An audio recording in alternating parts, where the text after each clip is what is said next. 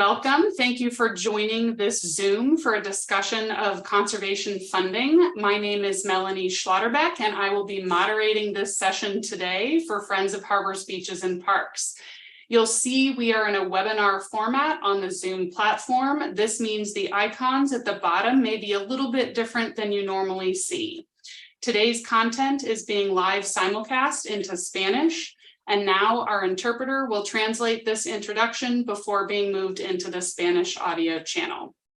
Bienvenidos, gracias por unirse a este Zoom para una discusión sobre transacciones de conservación y financiación creativa. Mi nombre es Melanie Schlotterbeck y moderaré esta sesión hoy para Friends of Harbors, Beaches and Parks, amigos de puertos, playas y parques. Verá que estamos en formato de seminario web en la plataforma Zoom. Esto significa que los iconos en la parte inferior pueden ser un poco diferentes de lo que normalmente ve. El contenido de hoy está siendo transmitido simultáneamente en vivo al español. Y ahora nuestra intérprete, que soy yo, Mercedes Marló, traducirá esta introducción antes de pasar al canal de audio en español.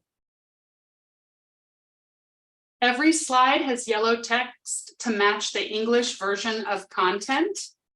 Cada diapositiva tiene texto amarillo para que coincida con la versión en inglés del contenido. And should you need interpretation services, please click on the globe icon and select Spanish. Si necesita servicios de interpretación, haga clic en el icono del globo terráqueo y seleccione español.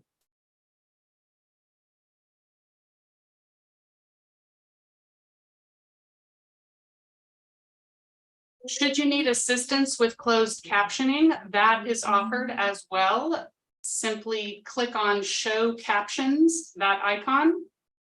During today's presentation, we will be accepting questions via the Q&A icon, and if you click it, you have the option to ask a question by typing into the box, selecting if you want your question to be anonymous, and then clicking the send arrow on the bottom right.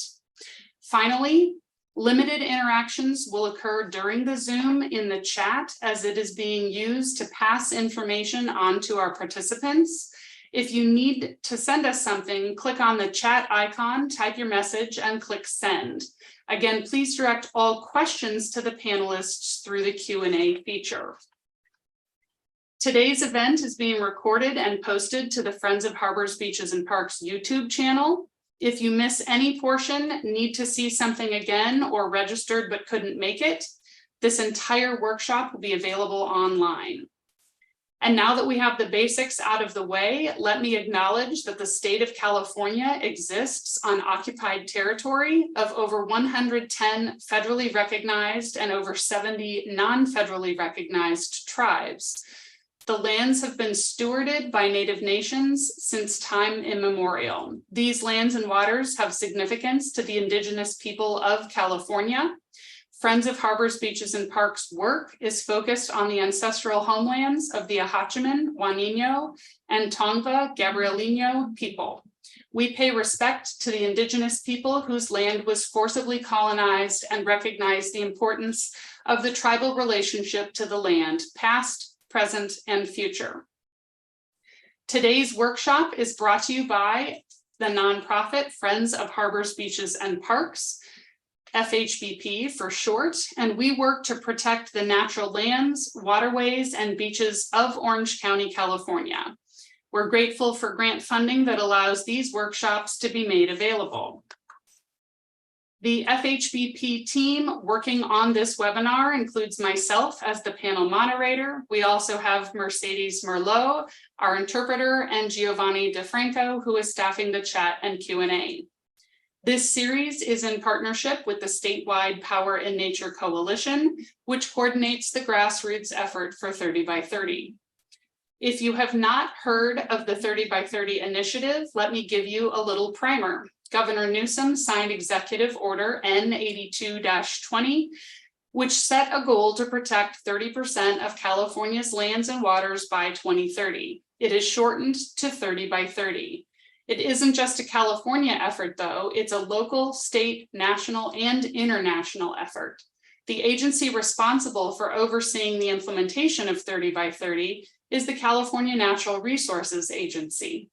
There are 3 pillars to 30 by 30, which include biodiversity, access to nature, and climate resilience. CNRA released on Earth Day, April 22nd of last year, a document called Pathways to 30 by 30, which identified 10 different strategies on how we will achieve 30 by 30.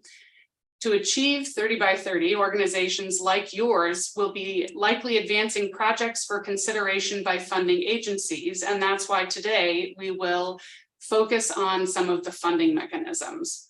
We are grateful to have with us today experts in their field focusing on important content. First up is Madeline Drake. She serves as the California Natural Resource Agency, or CNRA, Assistant Secretary for Biodiversity and Habitat, where she advises and coordinates with external stakeholders and CNRA departments, boards, and conservancies to implement California's 30 by 30 strategy. Before this role, Madeline served as the biodiversity coordinator for the California Department of Fish and Wildlife, where she led a team that developed California's Pathways to 30 by 30 document and the strategic framework for conserving 30% of California's lands and coastal waters by 2030. Next will be Lauren Barva, and she has over 8 years of experience administering grants for the state of California, and she's currently the Policy and Outreach Manager for the Watershed Restoration Grants Branch at the California Department of Fish and Wildlife.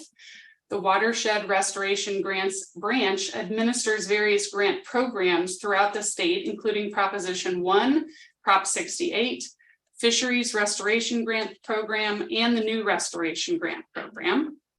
Our third speaker is Kim Delfino. Kim is the president and founder of Earth Advocacy. Kim provides policy and advocacy expertise to nonprofits and foundations with the goal of protecting and restoring our lands and waters, as well as our wildlife for future generations. And prior to establishing Earth Advocacy, Kim was the California Program Director for Defenders of Wildlife for 2 decades, and she has nearly 30 years of experience in public and private land use planning and policy, as well as species conservation and water policy, including serving on the California Water Commission for 5 years. Finally is David Weinstein. He joined the Trust for Public Land in 2013 as the Western Conservation Finance Director, and he advises local and state governments throughout the Western United States on how to design, pass, and implement legislative initiatives and ballot measures that create funding for land and water conservation and climate smart solution. And a Weiss Foundation Fellow and Coloradonian, I don't know that I've seen that word before. He has involved himself in conservation politics and policy for more than a decade, formerly working for the Outdoor Industry Association, U.S. Senator Mark Udall, and on the Colorado Governor Hickenlooper's first gubernatorial campaign. So we're delighted to have these 4 presenters with us today. Each presentation topic will be about 10 minutes each to cover their material and then answer a few questions. We encourage you to add your questions again into the Q&A window so that we can track them there. And we anticipate plenty of time at the end for questions as well. So don't be disheartened if your question isn't answered immediately. So first up is Madeline talking to us today about nature-based funding opportunities from the state. Madeline, take it away. Thank you, Melanie. And hi, everybody. It is great to be here today to talk with you. As Melanie said, my name is Madeline Drake. I'm the Assistant Secretary for Biodiversity and Habitat with the California Natural Resources Agency. I have the incredible privilege to get to work on California's 30 by 30 initiative. And today I'm excited to talk with you all about California's nature-based solutions funding, which is the set aside in the state budget to help us advance 30 by 30 in the state. So as Melanie already mentioned a little bit about California's strategy for achieving 30 by 30, I'm not going to focus much on that today, but I did want to give a plug that if you don't know much about our strategy, I encourage you to go read our Pathways to 30 by 30 strategy. There's going to be a link in the chat because it really says, describes what our key objectives and core commitments are for 30 by 30. It defines what we mean when we're talking about a 30 by 30 conservation area and how we're going to count, and then lays out 10 strategies for how we're going to get to that goal. That was released in April of 2022. And then in May of 2023, we released our first annual progress report to show how we are doing on that strategy. And one thing that I think is really important about this report is it shows examples of 30 by 30 in action. So if you're wondering, well, what do we mean by some of the things in our initial strategy? We have examples for all 10 pathways, all of our key commitments and core objectives in that annual progress report. So do check both of those things out to learn more. So focus on funding and specifically the nature-based solutions funding set aside. So in the 2022-2023 budget, the state committed $1.6 billion specifically for nature-based solutions. And that is really to implement the executive order that Melanie already brought up. And there's two strategies within that. Our Pathways to 30 by 30 strategy, as well as the Natural and Working Lands Climate Smart strategy. And that this pot of money is really going to advance both of those strategies. Today, I'm really going to be focused on 30 by 30. And as many of you may have heard, there were revenue decreases and there did have to be budget cuts this past year. So I do want to just touch on that because unfortunately, we were impacted by that. But of the $1.6 billion, we maintained $1.4 billion, and that's 90% of those investments. So even though cuts had to be made, we weren't as impacted as some, just showing the commitment of this administration for really advancing conservation. And hardly any programs or I don't know if any were completely zeroed out. They really sort of took small bits here and there. So, we're really grateful that even with cuts, we still have a really great down payment to help us get 30 by 30 advanced and get us started. And this isn't going to be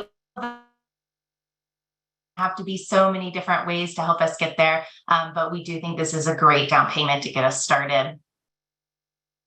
So where is this funding available? Well, there isn't just one pot of 30 by 30 money. This was distributed across CNRA's departments and conservancies, even some programs with CNRA itself, to really help make sure that we're getting locally led voluntary projects that are going to help advance these strategies. And these went to many existing programs because these programs are already in place, already doing great work that's helping us get to 30 by 30. It helps us get that money spent faster and get more conservation done on the ground very quickly. So for example, the Wildlife Conservation Board already was implementing projects for conservation and easements and restoration, but the nature-based solutions added $318 million to their existing pots of money to get more projects done.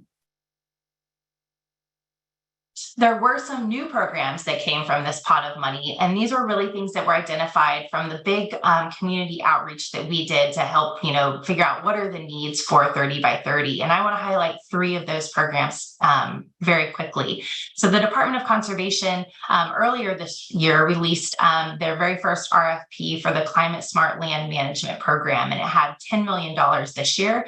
That RFP is already closed, but there was an additional $6 million allocated in this year's budget. So we do expect there to be another round of funding.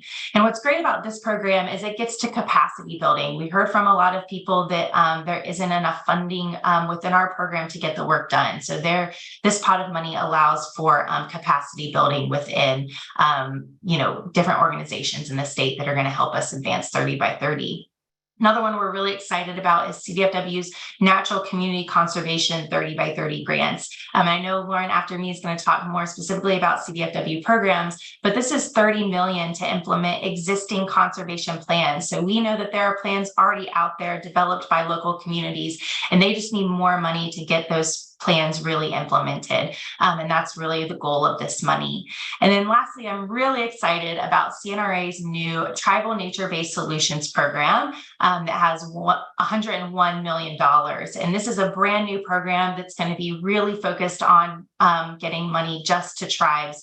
We heard that it's really difficult for tribes to compete with a lot of partners. There's different priorities. And so this is really going to be focused at sort of helping right, hopefully some of those past wrongs and getting money directly to tribes. So for this particular program, the money is ready to go. We have released draft grant programs and draft grant guidelines, my apologies, in the hope that the real RFPP is going to be released very, very soon. So keep your eyes peeled for that.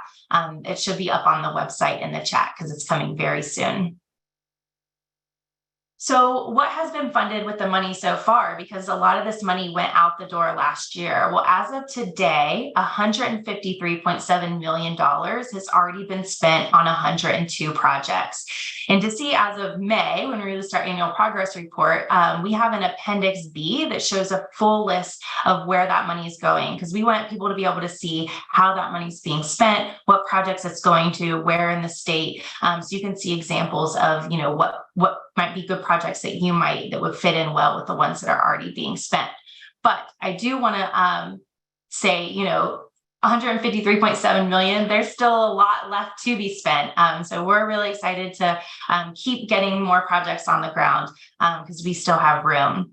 And then today I wanted to highlight a couple of the ones that I'm really excited about that have been, funded so far through this nature-based solutions funding. So the first one I want to highlight is the Mono Lake Casitica Tribal Land Back purchase that was funded by the Sierra Nevada Conservancy in partnership with the Eastern Sierra Land Trust. And what's really exciting about this one is it's sort of a new way of thinking for conservation, where a land trust partner with a tribe to get land back. And so now there's going to be 160 acres going back to a tribe for conservation. And what's really unique about this story is it's currently a non-federally recognized tribe, and having this land back will really help in their path to being federally recognized. And so it's great to not only get the land back, to help them in their journey and to conserve land. So we love these multi-benefit conservation stories that are really going to help us advance 30 by 30 as well. And then a more local example, because I know Friends of Harbors, Beaches, and Parks is in Orange County. There's actually recent funding that went to the Aliso Creek Habitat Restoration and Enhancement in Orange County. And this is also to show that we're not just funding acquisition and easements. This is actually a restoration project where they're going to be restoring 8.5 acres of riparian transitional habitat and 12.5 acres of coastal sage scrub habitat that's going to benefit Leesville's vireo and southwestern pond turtle. So this is money that, hopefully you all will get to see the benefits of in your area at this local park. And so just funding is always changing, always moving. There's new programs, new RFPs, some are rolling, some have dates. So for more information and resources, I do want you to check out our website. We have a resources page with a funding opportunities piece. Within that, last year, we actually did a 30 by 30 virtual expo series where we met with all the different departments that had funding through nature-based solutions. So you can learn more about each of their programs. They're 30-minute videos with 2 departments or conservancies in each video, so kind of bite-sized to hopefully provide quick and easy information and more about the programs that are in place. And then I do also encourage you to join our mailing list. This has a 30 by 30 in action section that comes out every other month. So you can see more successful examples that are getting funded along the way, as well as there's a specific funding opportunity section. So you can see what is out at the moment, either draft grant guidelines or actual RFPs that are out and when they're due. So it's a great way to stay up to date on an ever moving target. So I hope that you are able able to join those things. And then lastly, I wanted to give one more pitch. October 11th, we'll be having our 30 by 30 annual partnership event that's going to be at the Riverside Convention Center. You can learn more on our website. We just announced it last week, and this will be a great opportunity to talk with and meet a lot of the partners who are implementing projects, as well as the funding departments, conservancies, agencies. So that is another way that you can sort of stay up to date, stay tuned, and meet new people. And that is it for my presentation. So I'm going to turn it back over to Melanie. Great, thank you. I think we do have one question in the Q&A. If folks have them there, go ahead or have access to that, please click on it. And if you have a question for Madeline, we can get a couple answered right now. One question that came from a woman named Anne is, where can the public, excuse me, find a clear and accurate explanation of precisely what monies in the state budget support 30 by 30 goals? And it's noted that this is important because some of the climate smart land monies are in some cases for actions that might undermine biodiversity goals. So on our website, we have a table breakdown of how all of that money, has been allocated through the different departments within CNRA. So that's one way that you can kind of see, but it's still very high level, right? It just says like the agency and the program. I would encourage you to check out Appendix B of our progress report, because there is then a description for what each of those projects are accomplishing. And there are a lot of competing priorities, as you said, right? Like not all access is going to be great for biodiversity, not all climates. So it is sort of a mix, right? And it's advancing the 30 by 30 strategy, as well as the natural and working lands climate smart strategy. So there are some things that are going to really benefit biodiversity. Hopefully there's nothing that will completely destroy biodiversity. And we have a lot of trust and hope in our partners who are at our state partners who are really sort of looking and analyzing these grant programs. But we do want to make sure that we're, not just so focused on biodiversity that we're missing some of the other pillars of 30 by 30 in our other strategies. So that's a great question. If there are specific projects you're very concerned about, you can reach out. But yeah, I would encourage you to check out all the different kinds of examples, because we do want to fund a sort of broad array of things. Great, thank you for that. One question that has come up in other discussions relates to tribal involvement in 30 by 30. Is there any explanation as to how lands or waters are conserved, considering that tribes aren't necessarily governed by the laws of the state of California or the US? What mechanisms are in place that allow those lands to be counted, I guess? It's a great question. And I will say it's a complicated question, right? Because there's so many different ways in which that could happen. So for example, in this land back partnership, there was already a conservation easement on the land. And so making sure that the tribe was okay receiving an area that had a conservation easement on it, right? And is okay with the sort of terms that come with that. I've also seen examples of tribes forming nonprofits. And so that's a different way that you see some sort of tribal conservation happening. But, tribes are sovereign governments, right? And so we do have to be very mindful and very careful of that and very respectful of that, right? And so we're very lucky to have Deputy Secretary Geneva Thompson, who's focusing on tribal affairs. And I'm sure she would be the best person to get into all of the nuances with, but it's really helping us make sure that we're doing it in a respectful way, in partnership with the tribe, where we can really work together and hopefully not in conflict. I appreciate that. And for the audience's preview of the next workshop, Geneva will be presenting with us. So hopefully we'll have some great questions related to land back and other tribal issues that we all should be aware of.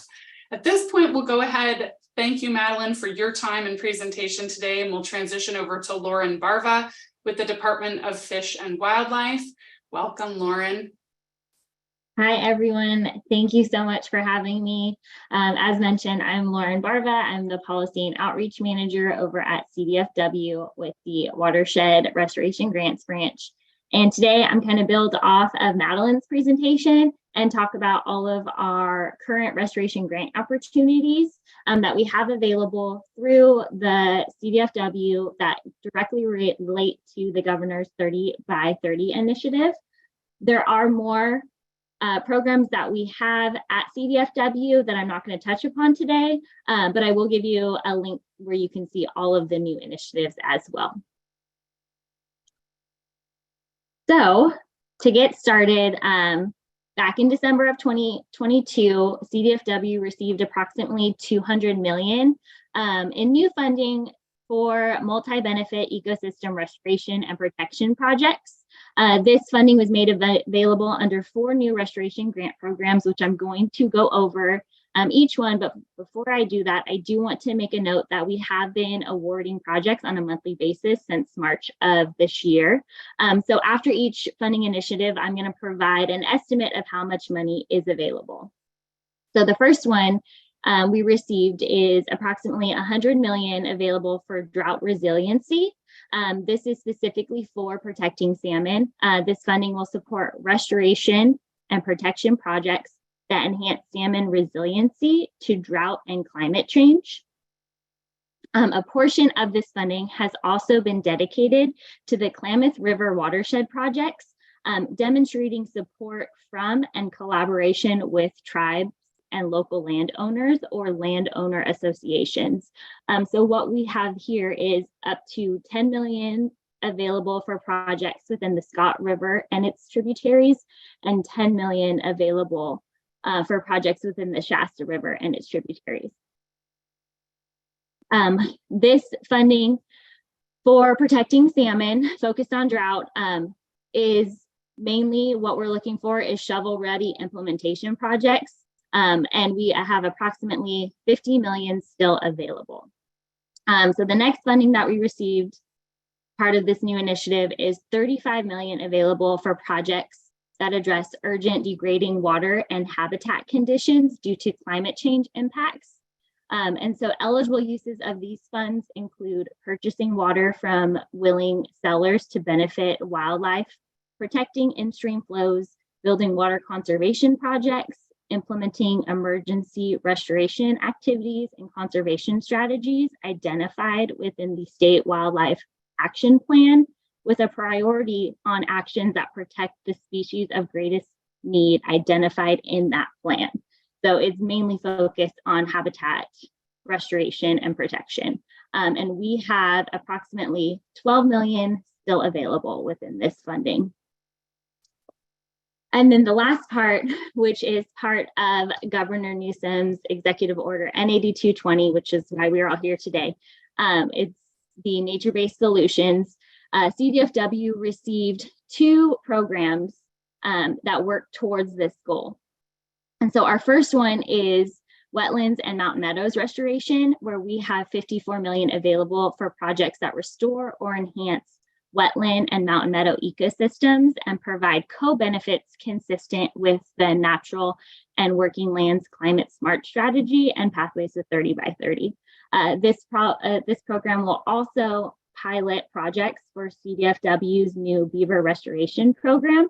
And we still have a lot of money available in this funding, with approximately $40 million still available. The second funding we have under our nature-based solutions is for wildlife corridors. So we have $42 million available for connectivity planning and implementation projects consistent with the State Wildlife Action Plan, the state's efforts on connectivity, and the Fish Passage Annual Legislative Report, or efforts to allow fish and wildlife to roam in California by accelerating fish and wildlife corridor projects. We have approximately $25 million still available for this pot. So those are all of our new funding initiatives.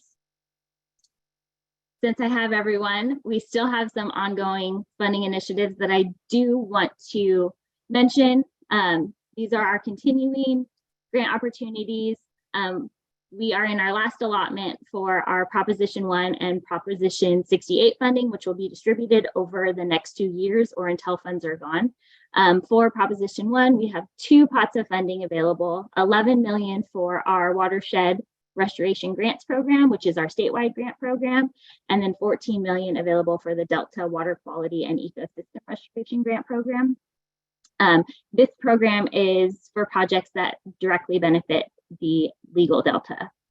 And then for our Prop 68 funding, we have approximately 42 million available allocated against different programs. So we have approximately 6 million available for river and stream restoration, 16 million available for southern steelhead habitat restoration, 4 million for the Klamath Trinity area, as well as 60 million for fish and wildlife habitat restoration, specifically for the improvement of conditions for fish and wildlife habitat in streams, rivers, wildlife refuges, wetland habitat areas, and estuaries. I also want to make a note that for our Prop 68 categories, we have some that are earmarked for projects that benefit significantly disadvantaged communities. So that is one thing that we do want to see a lot of. The last continuing grant program is our Fisheries Restoration Grant Program, which is also known as FRGP. The overall goal of FRGP is to recover and conserve salmon and steelhead trout populations through restoration activities that reestablish natural ecosystem functions to ensure their survival and protection of the species in California. This one's different from all of our other programs since it is a federal grant program, and it typically receives about 16 million annually. So now that I've kind of highlighted all of our restoration grant programs available at CDFW, I'm going to kind of just touch upon some general grant program information that apply to all programs. For eligible applicants, CDFW has the authority to award grants to tribes, nonprofit organizations, and public agencies. Proposition 1 funding allows for public water districts to apply, and Proposition 68, our nature-based solutions, climate, and drought funding also allows for federal agencies to apply. The types of projects we're looking at funding are planning projects, which provide funding to support necessary activities that lead to future on-the-ground implementation projects, including environmental review and design and project development. We are really interested in funding implementation projects, which fund construction and monitoring of shovel-ready restoration and enhancement projects or new and enhanced facilities. One thing to note on our implementation project category is the design plans must be at least 65% level or higher to be considered for our implementation plan funds. Additionally, CEQA requirements must be satisfied at the time of award. So the proposal must show that a notice of determination is filed with the Office of Planning and Research, or that the project qualifies for an exemption. For projects that are near completion of CEQA at the time of award, but not quite done, we may consider delaying an award announcement until CEQA has been satisfied. Another category we are looking for are acquisition projects, which consist of acquisition of property or water rights or easements that protect water and habitat quality. So there needs to be a connection to wild fish and wildlife habitat. For Proposition 1, Delta funding does allow for science projects, assessments of the condition of natural resources to inform policy and management decisions, or assessments of effectiveness of grant projects and programs. Our nature-based solution, climate and drought funds do allow for monitoring and scientific studies. However, we expect to only award about 5% towards monitoring and scientific studies. And the focus of those new opportunities is for implementation and planning. But if you do have a scientific study or monitoring project, we want it to have a statewide significance of importance. And all projects must have a benefit to fish and wildlife, and the benefit needs to be clearly described. Quickly, for our application process on how to apply, CDFW offers an optional consultation, so where you can learn more about CDFW's restoration grant programs, and if your project fits within any of our funding opportunities. This year, we rolled out a new online application process, which allows applicants to submit one application to be considered for multiple funding sources. The process starts with a concept proposal. There is no deadline to submit a concept proposal. So just send us a request and then we will get back to you. During the review phase, CDFW selects the most appropriate funding source for each project. Make sure you highlight the benefit to fish and wildlife habitat. Once your review is complete, that will let you know if your project has been awarded, if we request additional information, or if the project doesn't fit with any of our funding. Prop 1 and Prop 68 have a supplemental application that will need to be filled out before determination. Our overall process to complete can be done as quickly as 30 days. You can hear from us on whether or not a funding decision would be made. However, sometimes depending on the complexity of the project, the review process could take longer as we coordinate with different regions and units within CDFW. On average, we've seen about 60 days to hear from us. For more information on how to apply and what restoration grant opportunities are available, please visit our website, wildlife.ca.gov/grants. And if you have any specific questions, feel free to email us at watershedgrants@wildlife.ca.gov. Back to you, Melanie. Thank you, Lauren. So I appreciate that there's a lot of money available in CDFW's budget for 30 by 30. Is this a higher amount that you have now than you used to have? Yes. So this has been a big influx over this past year. We typically get around 50 to 60 million per year. And so now we have 200 million that we're trying to get out the door. Excellent. And we do have a question in our Q&A specifically about wildlife corridor funding and whether it can be used for the acquisition of land. And it says that land would be acquired to add to the connectivity of the wildlife corridor. Is that something that fits within your wildlife corridor money? Yes, we are looking to acquire land for connectivity. I'll add on a question that I know has popped up in the Southland region for the Power and Nature Coalition. What about planning money for wildlife corridors? Yes, that would fit as well. Okay, excellent. Well, I appreciate your time. We're going to move over to Kim Delfino now. Kim, boy, a lot has been happening with the state budget and the bond, and I'm really glad you're here today to give us information on both. Thanks, Melanie. Let me just advance. So yes, I'm Kim Delfino, and I do track the state budget very closely, and I appreciate the updates that both Madeline and Lauren have given. There's certainly much more down into the weeds in terms of how to get the money out the door to the good projects. I kind of track this on a more macro level. I'm trying just to get the money to the agencies so that they can keep doing the good work that they're doing. So we've already heard about 30 by 30. We've got a trajectory here. It actually started before the executive order with a bill by Assemblymember Ash Kalra, AB 3030, which didn't succeed, but it did evolve into the executive order. I would just point out the executive order is broader than 30 by 30. It does talk about climate smart land strategies, which can be different from 30 by 30, and I'll talk about that in a minute, as well as access to nature. So it's a little more comprehensive. However, the state has really taken the ball and run with it on 30 by 30. Madeline already talked about the Pathways report. Then there was an assembly bill that's asking the administration to report on an annual basis their 30 by 30 outcomes. And as Madeline already pointed out, they did get a report out that I would highly recommend everyone to take a look at.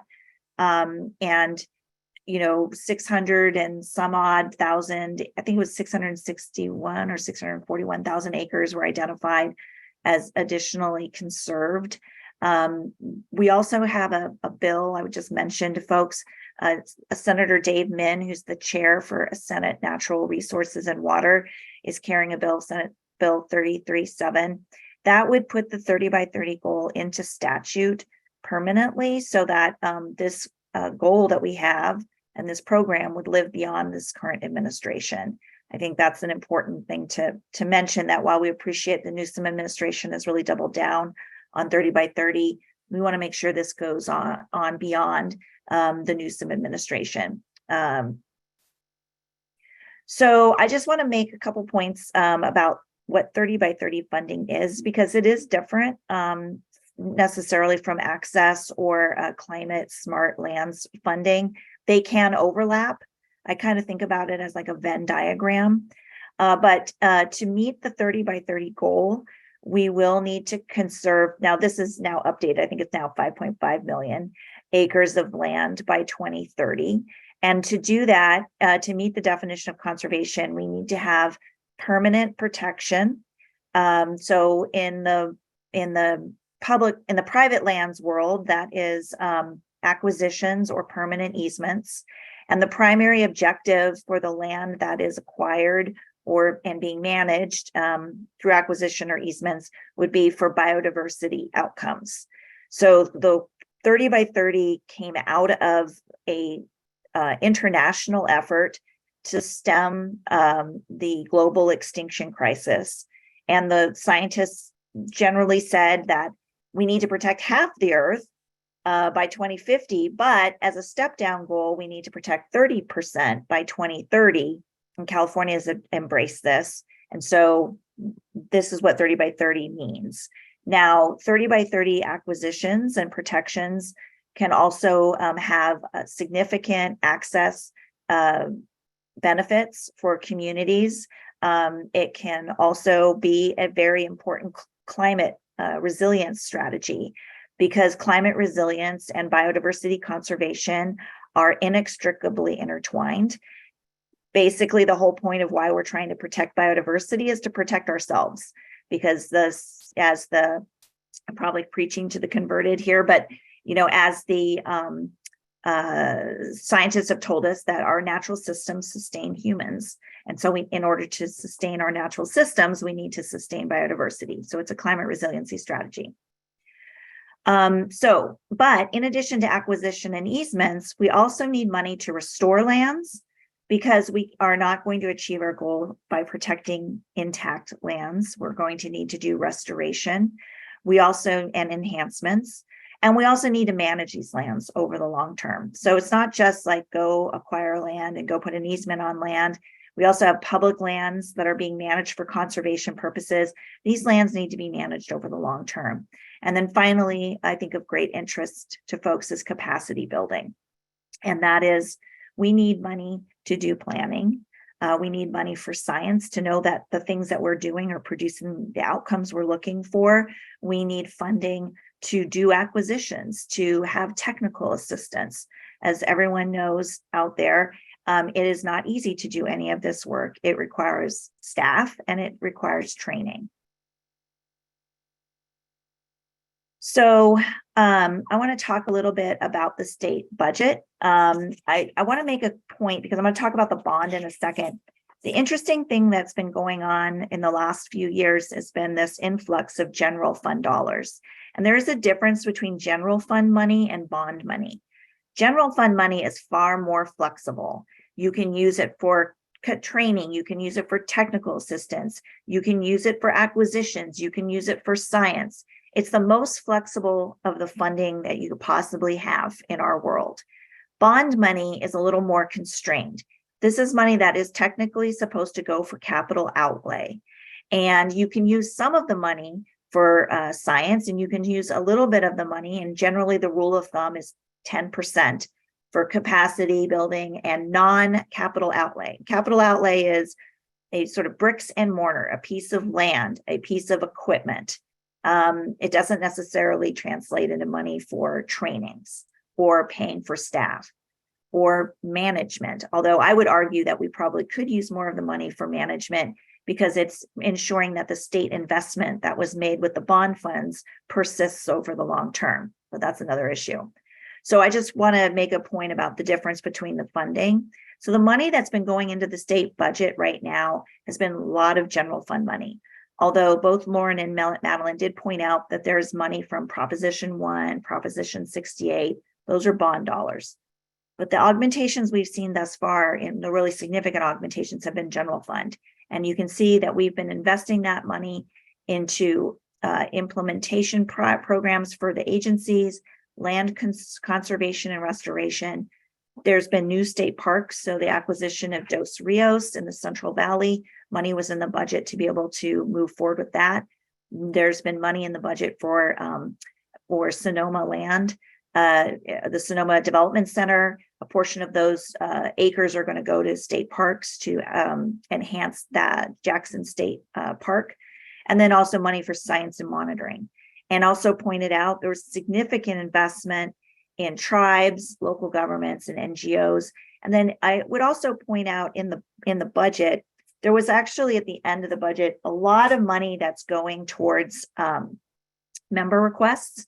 And a lot of those member requests can actually be counted towards 30 by 30 if they were going towards land acquisition, easements. I haven't totaled up what that amount was, but it was a significant amount of member requests that were in there. So I think, both Melanie and Lauren pointed out that there was a lot of money in the budget. There were cuts, unfortunately. The Climate Smart Lands program over at the Department of Conservation, which is an important program for capacity building, it was cut by $4 million. The NCCP program for the new state grants cut by $6 million. Unfortunately, state conservancies, they had $100 million for nature-based solutions. None of that money was restored in the budget. So I just want to point out that, there is a lot of money, but some of that money was pulled back. So I'm going to move to the bonds really quickly. There are 2 bond proposals right now. They total up to almost 16 million for some of the bond proposals. There's a lot of similarities, but there are some differences. The Newsom administration thus far has not put forward their bond proposal, unfortunately, so we don't know exactly what is being proposed. I will note that the bond, let's see, hold on a second. Okay, so I'm going to go to some of the key issues. So how big? So that's a huge issue right now, is how much, if we are we going to have a climate bond, and how much is that climate bond going to be? It looks like the climate bond, if we're going to have it, will be on the November ballot, is more likely than not. How big that is going to be depends largely on how much money the state thinks it can borrow through the bond process. The rule of thumb I've heard right now is about $25 billion, but there's a lot of folks that want to do a lot of different bonds. So you've already have $5 billion for the mental health bond. There was a newly announced psychedelic drug for mental health research bond for $5 billion. So if you back out 10 billion, you got 15 billion left, but you also have an education bond, a potential housing bond, and the climate bond. So you can see how the numbers are going to shrink. How much is for 30 by 30? In the Allen bond, there's specifically $400 million carved out for 30 by 30 to the Resources Agency. 350 million for the executive order in the Garcia bond. So it's a little broader. However, if by my rule of thumb of sort of totaling things up, there's a potential of more than $5 billion in either bond that could go towards 30 by 30 related expenditures.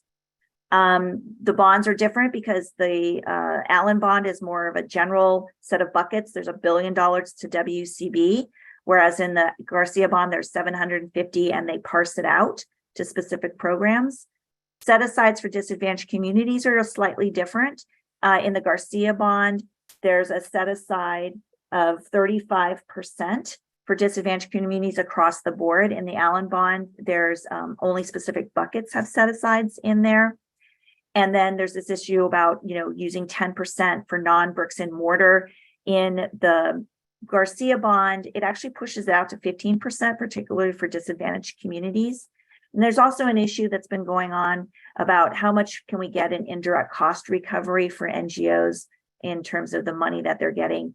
Anything that would be agreed upon in a bond would be backing some of those dollars out in terms of the 10% that you could use for non-bricks and mortar. So I would just point that out, that it's a zero-sum game here. So that's kind of the quick and dirty on the bonds, and I'm happy to answer any questions. Thank you, Kim. That's a lot of information about money. But I think it's all very positive. Do we have any indication on timing of the reconciliation between the two bond proposals at this point? Oh man, I wish I knew the answer to that. No, that is a question that gets discussed every single day. I'm on at least one phone call a day where this question comes up. And, I mean, I believe that the administration does have some kind of bond proposal internal. I haven't seen it. And I suspect that the folks on the phone here from the administration are probably not allowed to talk about it. I think there's a lot of moving parts, like I said, in terms of how much money would be made available for a climate bond. The climate bonds that are out there have more than just money in there for 30 by 30. There's money for clean energy. There's money for water storage. There's money for climate smart agriculture. There's money for state parks, extreme heat, climate resilience. So there's many different buckets within even the climate bond itself. 30 by 30 is only one piece of that. And I think there's some unknowns. How much can the state borrow? How much does the state want to allocate to other needs? I don't think those questions have been completely answered yet. Okay, thank you. We do have a follow-up question. I think you mentioned it, but it may have been missed. Could you please repeat the current estimated total amount of bond funding that could result that would apply to 30 by 30 goals? Okay, so this is not like this is a little bit of it's potential funding. So what I did is I went back through each of the bond proposals, the Garcia bond and the Allen bond, and I sort of thought about, okay, in these different buckets, how much of this money could potentially be used for 30 by 30? Because it only, in each of the bond proposals, 350 or 400 million is called out only specifically for 30 by 30. But I totaled it up, and based on, in the water section, it depends, there's money in there for nature-based solutions. In the fire section, there's money for watershed improvement. The coastal section has $1.1 billion for the State Coastal Conservancy. Money, either 300 or 350 for the Ocean Protection Council. In the Fish and Wildlife sections, there's money for WCB, for state conservancies, for the Department of Fish and Wildlife, the Resources Agency. There's money for state parks. There's money for urban greening and urban forests. Potentially that could go for 30 by 30. Potentially it may not.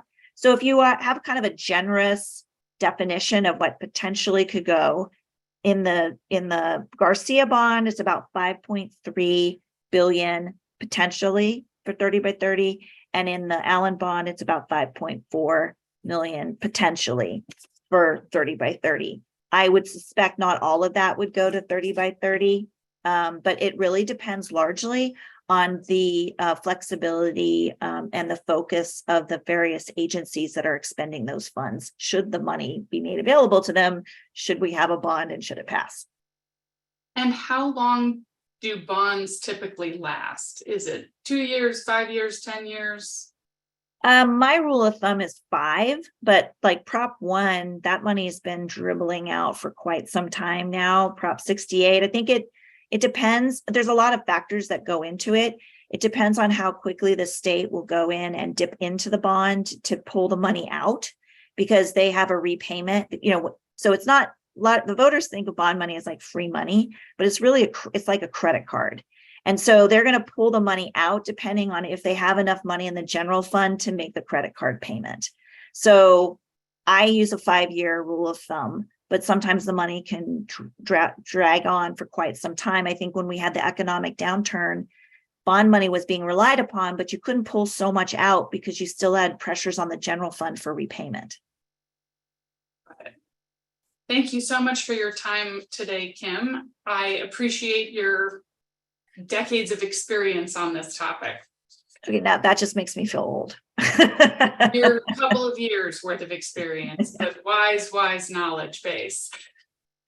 You're welcome. So we will move over to David, who's with the Trust for Public Lands. I'm a former TPLer, so I'm really excited to have you here today, David. We are going to learn about basically how to get voter approved conservation dollars in line. And this is something you have a lot of experience in. So I'm hoping this is a topic that people will learn a lot about in your presentation.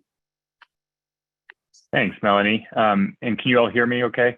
Yes. Terrific. Sorry to be on the phone. I appreciate your forbearance with some unstable internet this morning. And do we just have 4 minutes left? Or are we going beyond the hour?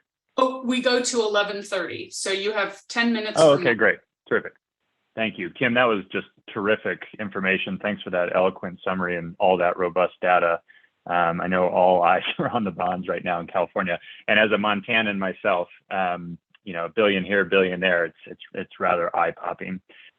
So again, I'm David Weinstein with TPL. I direct all of our Western conservation finance work. And if you're not familiar with TPL, we are a national nonprofit conservation group that works to protect land and create parks for people to ensure healthy and livable communities for generations to come. We start and stop all of our work by looking through a few different lenses here. We look through lenses of health, equity, and climate to deliver on our mission. And we've got 4 primary initiatives that involve community trails, community schoolyards, and parks.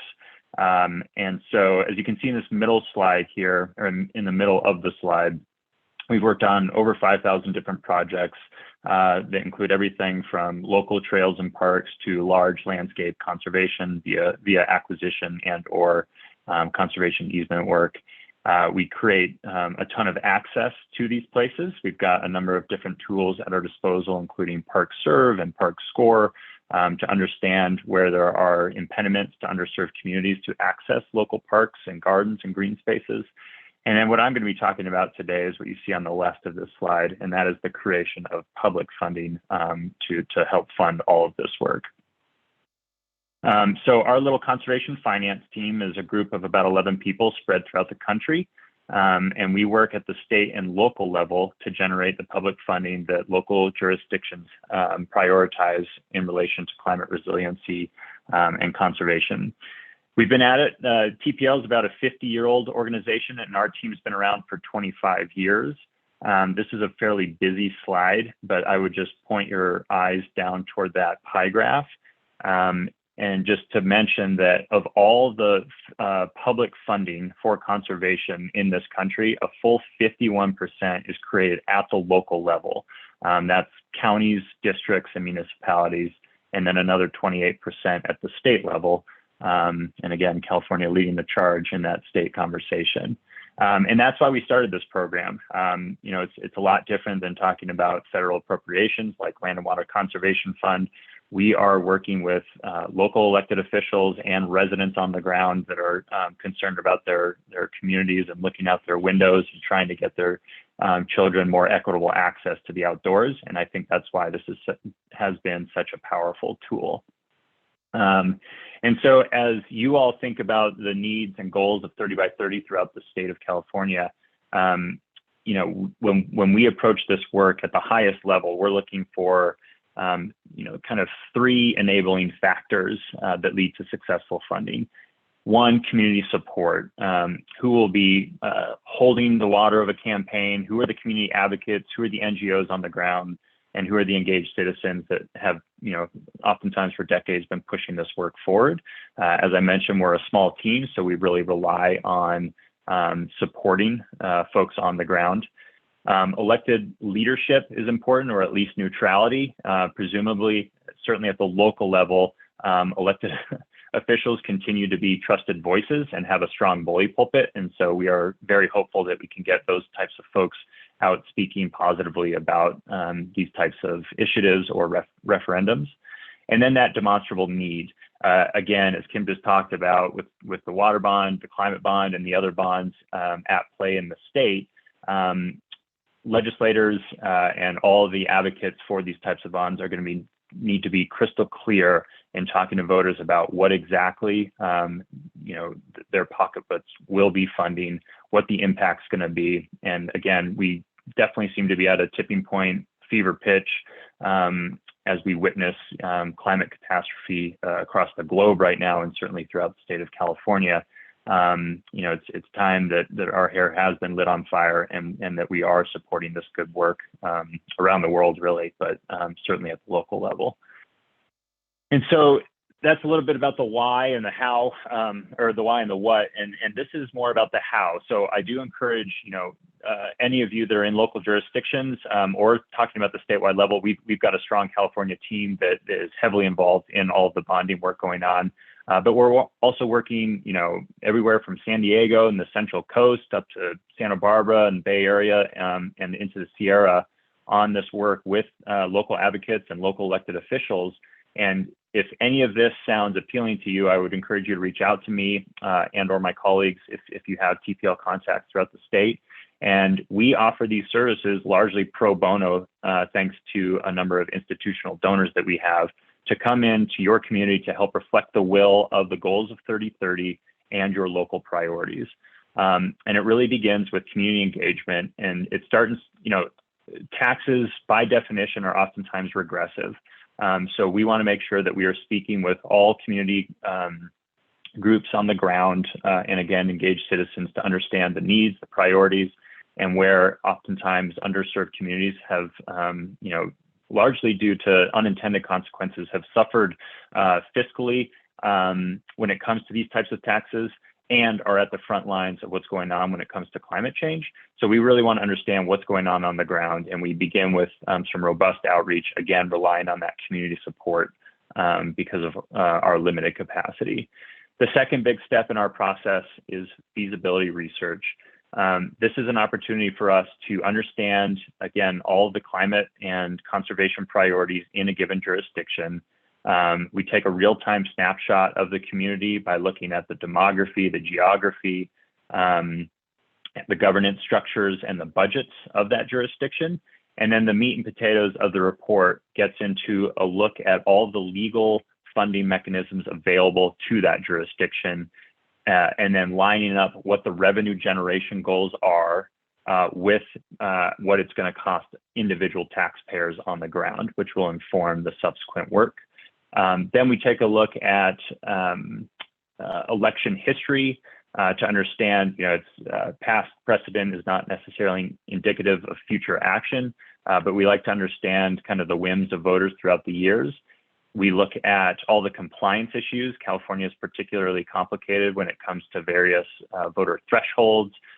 Kim was outlining some of the restrictions on capital funding when it comes to debt financing. And there's all sorts of other statutes at play. And again, we deal with this across the country, and each state's got their own constitution and their own set of statutes. So the feasibility research basically puts all into one piece of paper, all the different compliance issues that we're going to be dealing with, ballot language requirements and important deadlines. And of course, there's a big conversation these days in California around citizen petitions, which currently for things like debt financing only require a simple majority, as opposed to a general taxes that can be brought via the referendum process that also requires that simple majority, as opposed to 2/3 supermajorities. And again, that gets into the weeds that we like to spell out throughout feasibility research.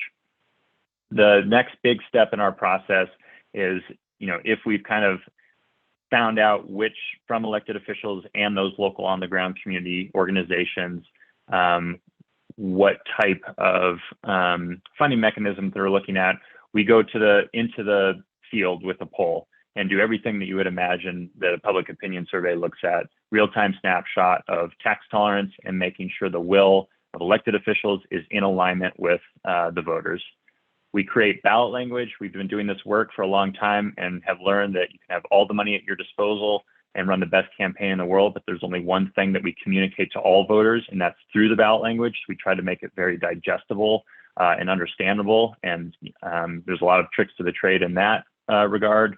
And then we can help communities with an actual campaign. So I can put on a lobby hat, work with community members to, again, provide technical assistance and bring in new and different resources to run get out the vote efforts.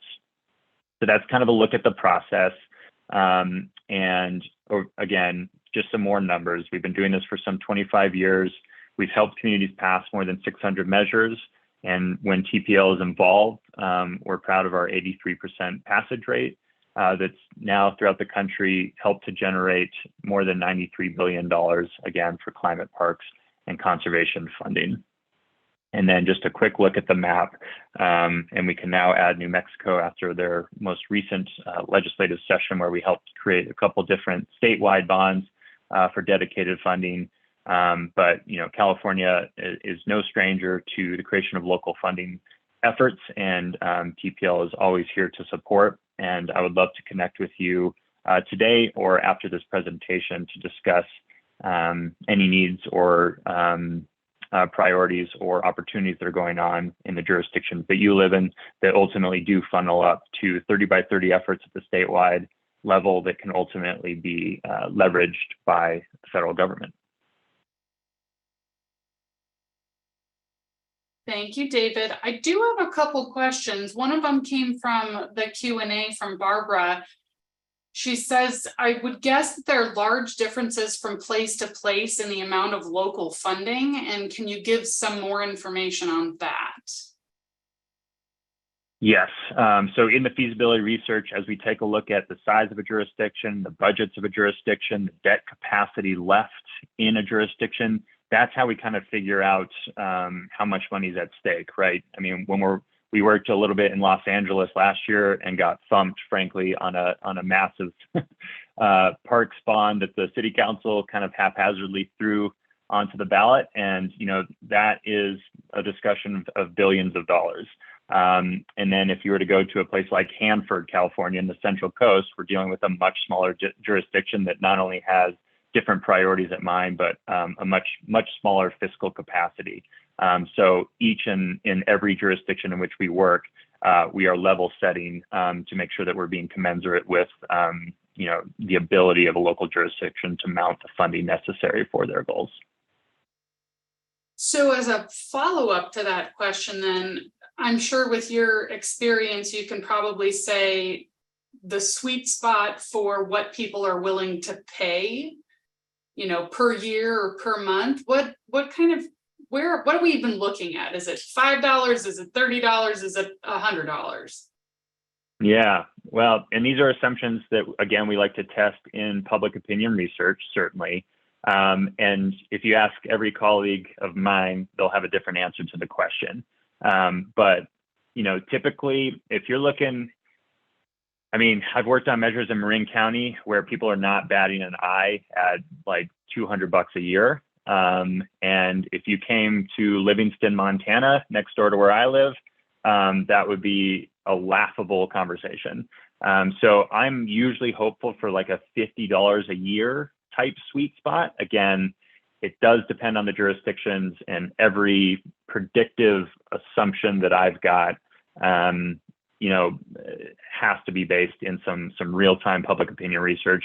One thing I talk about a lot is the polling work that we were doing in January of 2020 versus the polling work that we were doing in April of 2020. Pre-lockdown, post-lockdown, pre-fear of whatever was coming at the time versus, oh my gosh, we're in this. And the answer to that question would be extremely different, just in a matter of months. So it's hard for me to answer the question based on the jurisdiction, based on external environments. We're watching the Fed raise interest rates. That's having a really negative impact on what voters are willing to pay right now. Bonding is becoming more difficult because of those very interest rates. There's been some articles just recently in the LA Times about these bonds and how it's possible it's going to double the amount, which I think was a bit hyperbolic, but nonetheless, these are realities. As Kim said, it's like a credit card or a mortgage or like a home equity line of credit where all of a sudden you're subject to variable interest rates when you're borrowing money. So it's a hard question to answer, but a good one, an important one to be thinking about. Great. Well, I want to thank you for your time. All four of the speakers were going to answer a couple other questions. So at this point, thank you, thank you, thank you. We're indebted to you for your knowledge, your skills, and your ability to help push local, regional, state, and national organizations towards 30 by 30 because it's a really important effort. So for the audience, I would like to offer additional time for you to get answers to questions that you may have on these presentations. Remember to go to the Q&A box and type your question in there. I'm going to just finish my slides here. We talked about our questions. So our next workshop, this is the fourth one. The fifth one in a series of 8 will be next month on August 24th. They're the fourth Thursday of every month from 10 to 11:30, with the exception of November, which will be the 5th Thursday. And we are featuring content related to 30 by 30. And of course, hoping that that helps you and your organization achieve the goals in alignment with the state's efforts. So our August 24th workshop specifically focuses on pathways number 7 and 4. And if you're able to, take out your phone and you can scan the QR code with your camera and then click on the link to register or learn more about the event. And that is being added to the chat as we speak. We do have speakers, as I mentioned, Deputy Secretary of Tribal Affairs, Geneva E.V. Thompson from California Natural Resources Agency. And then we have the Natural Resources Defense Council, Sandy Aylesworth. So we hope to see you there. If you want to be notified of future workshops, you can always email us at community@fhbp.org and include your name and email address, and we will add you to our list very easily. To stay informed, here's my plug for CNRA. If you want to get on the CNRA 30 by 30 email list, it's great. They send out workshop information, grant information. They highlight different projects and opportunities. You can use this link to join their email list. I will end the slideshow now, and we will focus on answering some questions. So we do have a question. I'm not quite sure who this might go to, but Sharon has a question about consideration of funding a scientific study on the effects of jet fuel pollution on fish, wildlife, and habitat for areas within flight paths and strategies to mitigate the effects. I kind of feel like this is Lauren's bailiwick. Yeah, I think that one's for me. And based on the current funding sources that we have available, the only ones that would cover scientific studies would be our drought, which is specifically focused on climate resiliency, or not drought, climate resiliency, and Prop 1 are the two, but our drought is focused on protecting salmon. So it would not be eligible for that. For climate, we are focused on projects that address urgent degrading water and habitat conditions due to climate change impacts. So I'm not sure if that would have a great connection. And then for Prop 1, our scientific studies is only focused on the Delta. So I don't think at this time we have any funding available that would cover that type of scientific study. All right, go ahead, Kim. Yeah, I don't know specifically. I would suggest maybe reaching out to the State Water Board to see what grant opportunities they might have there.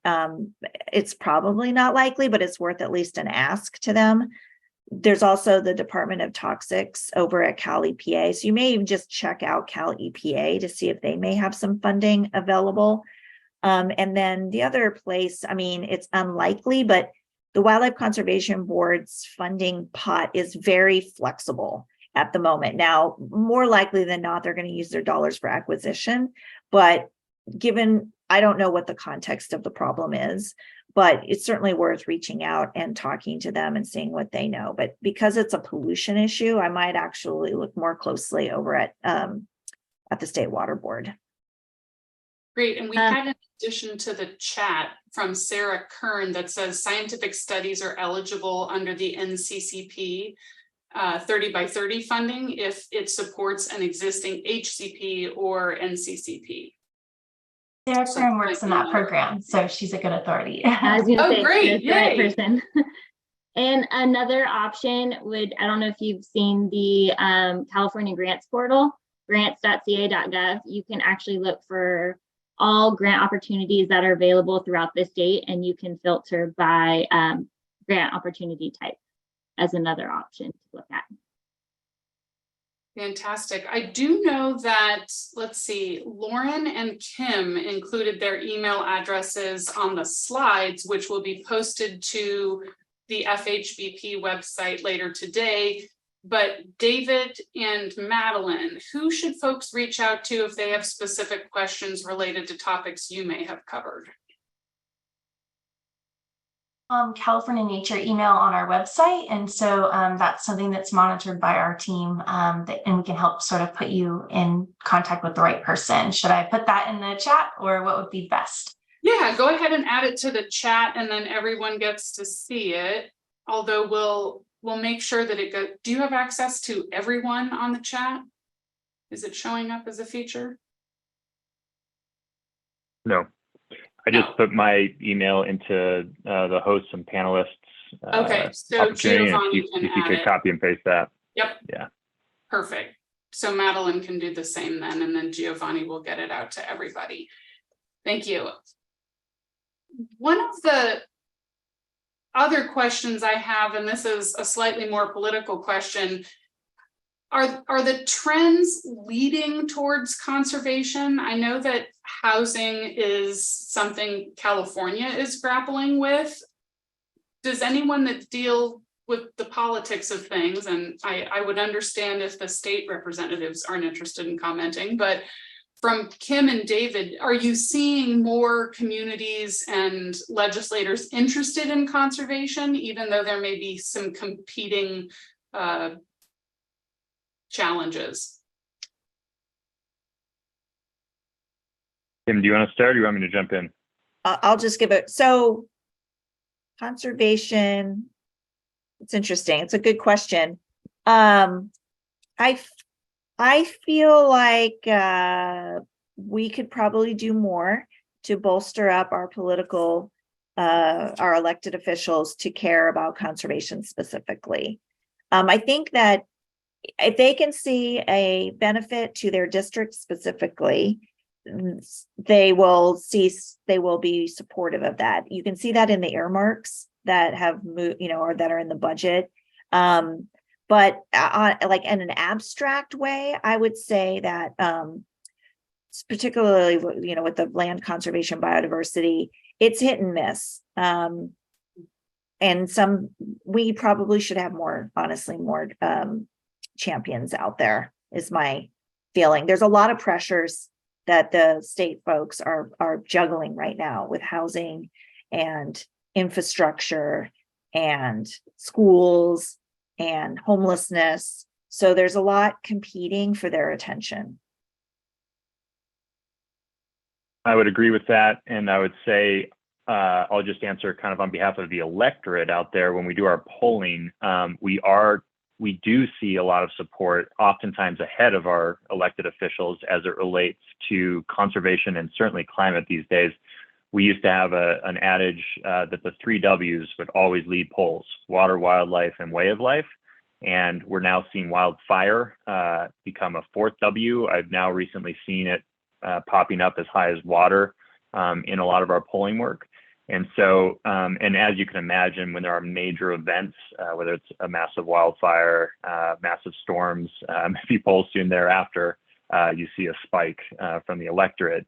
And so it is incumbent upon us to make sure that that remains top of mind for our elected officials, that we keep doing good, statistically valid research on this type of work. We are certainly seeing a shift as we experience catastrophic storms and realize that infrastructure is not resilient enough to handle it, but more needs to be done. And frankly, from the entirety of the Western coast right now, homelessness, unhoused issues are pretty top of mind at the state and the major metropolitan areas. Great, thank you. So I'll encourage the audience, if you have questions, to keep adding them into the Q&A because we have a couple minutes left. Kim, specifically for you as it relates to the 30 by 30 legislation that Senator Min has put forward, do we have any indication about how that's doing, what groups can do to support that, whether it's getting the word out to their lists or making phone calls? What's needed? Well, I mean, I think it does not hurt. I mean, so the bill is on what they call suspense, the appropriations suspense, which is, I think, appropriately because you're all in suspense as to whether or not it's going to come off. And it's a little bit of mystery sometimes on whether it will come off. But so I think reaching out and talking to your members and leadership about the importance of the bill, it has no opposition. I'll just be clear.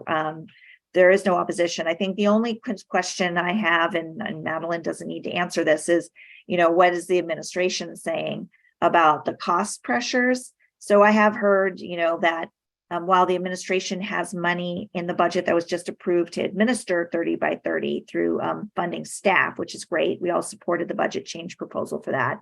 That there is a question of like the cost pressure of putting this into law and the cost pressure associated with having to acquire and manage,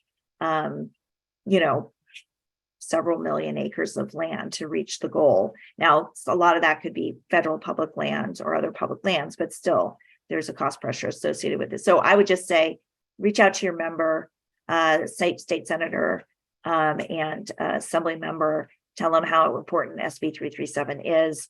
If it gets off the appropriation suspense in the assembly, it'll go to the assembly floor for a vote. I don't see any problem with that. So, and then the question is the governor going to sign it? And our hope is that at that point, we'll send letters into the governor to urge signature of the bill. That will be, you will hear from the Power and Nature Coalition and others who are working on this. Defenders of Wildlife is the sponsor of the bill. That will be towards the end of August. You'll hear from a call for that. The governor will have, actually probably more in September. The legislature will end mid-September, and then the governor will have a month to sign or veto bills. Great, thank you. Moving over to Lauren, a question about CDFW's process for reviewing applications. My understanding is that the time frame has been cut down considerably. What can you tell us about, from start to finish, how long does it take to fund something? So it has cut down dramatically. We went through a big process where we looked at our grant program as a whole and what we can cut out and what we can do to streamline and make our grant programs more efficient. We did that through our Cutting the Green Tape program. And from start to finish now that we offer a concept proposal, which is just a 5-page document, give us what your program concept is. And then we ask for a budget and a timeline, and we review that with regional folks, some internal people here at headquarters. And theoretically, if the timing lines up, because we have our executive review committee meets once a week. So if you can get within the time frame that they meet, it could be as quickly as a month. We have seen that it's been taking more like 2 months, depending on how complex a project is. An implementation project that has design plans will take longer to review than a small planning project.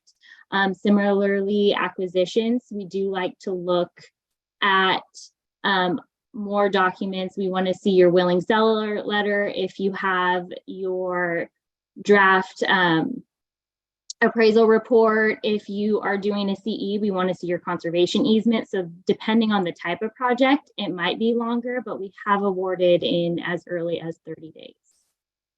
Wow, that's quite a turnaround. Great job. Over to David in terms of timing.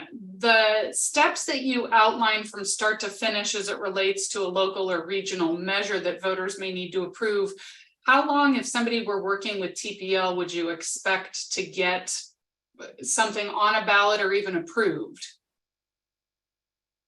Another answer / non-answer for you. So again, highly dependent. When we're talking statewide, things can be years. But I'd say a good rule of thumb for like a county or municipal effort, about a year soup to nuts is a fairly comfortable time frame. The feasibility research that our shop endeavors typically 2-3 months maybe. Polling efforts can be turned around fairly quickly these days, from kind of concept inception to fielded study in a month. That would be fast but doable. Then there's a lot of unknown. You know, again, you need to have elected officials willing to do this. Is there convincing that's going on there?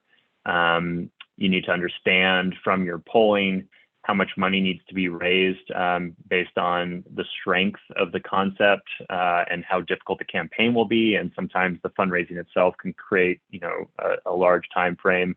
And again, in California, and I know I muddled through this earlier, but currently, unless it's repealed, if a citizen petition is put forth, there only needs to be a simple majority vote yes on it. And, you know, citizen petition being that signature gathering process. There, as most of you Californians will know, there will be a ballot measure to repeal that, and that could be retroactive. You know, but right now it combats the need to make it all the way to 2/3.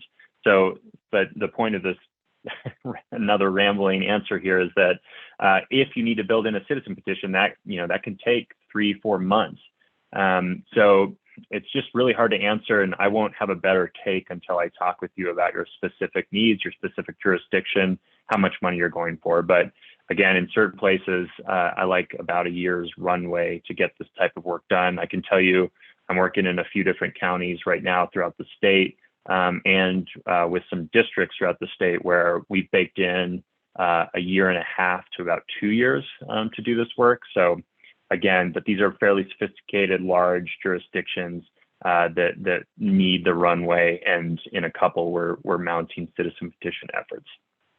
So sorry for that vague No, answer. that was really helpful. Also, I'm just curious, TPL has the staff to kind of do everything, whether it's craft the ballot language or assist with the fundraising or run the campaign on the ground. Is that right? Like, a group wouldn't need to hire outside somebody to help. They could just come to TPL to get this off the ground.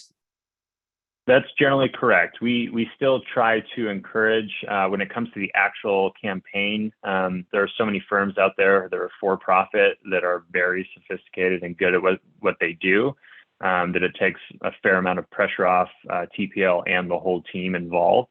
But yeah, we can deliver the soup to nuts. Again, most of TPL staff is focused on that project management work, the real estate transaction work, or the parks creation work, or our philanthropy side of things. And our little conservation finance shop can do the soup to nuts from the research. We do contract out the polling to third party. But again, with our institutional funding, we can bring a lot of those dollars to the table, again, pro bono. And then we have in-house counsel that works with bond counsels, work with city, county, state attorneys to help create the guiding resolutions and ballot language. And then, people like myself can throw on the campaign hat to create campaign plans and bring communities together for the various mechanics that go into fielding a good, successful campaign.